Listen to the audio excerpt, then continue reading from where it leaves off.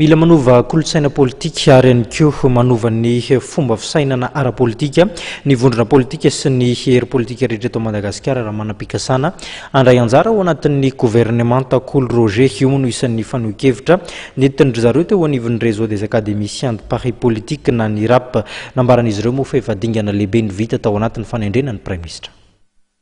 Nanaitra ny sainy sy ny maro ny tambajotra Réseau des académiciens des partis politiques na ny Rapp amin'ny tokony hananana kolotsaina politika vaovao indrindra amin'izao fitsanganan'ny governemanta zao. Naneho ny heviny tokoa ty tambajotra politika ty mikasika ny fironan'ireo mpanao politika manoloana ny fitsanganan'ny governemanta izay ho totsaina ato.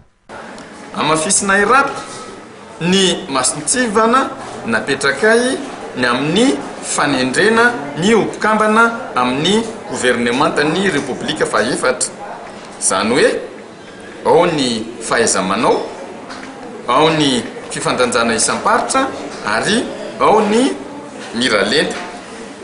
Ny anampinay an'izany dia manosika-hevitra izahay ny andrefesana ny dingana vitan'ireo ompikambana amin'ny governemanta isan-telo volana mba hitarafana ny vokatry ny asa nataony eo amin'ny fampandrosoana ny firenena raha ampitahaina amin'ny ilay politika mpampandrosoana.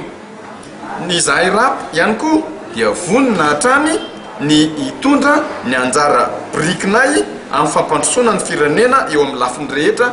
Ny araban'ny filoham-pirenena Andriamatoa Rajonarymampianina hery amin'ny fanendren'ny Prime Ministre vaovao ny tambajotra politika Rapp ary ny arahaba ihany koa an'Andriamatoa Christophe Laurent Roger Prime Ministre vaovao nanaiky nandray izany andraikitra lehibe zany.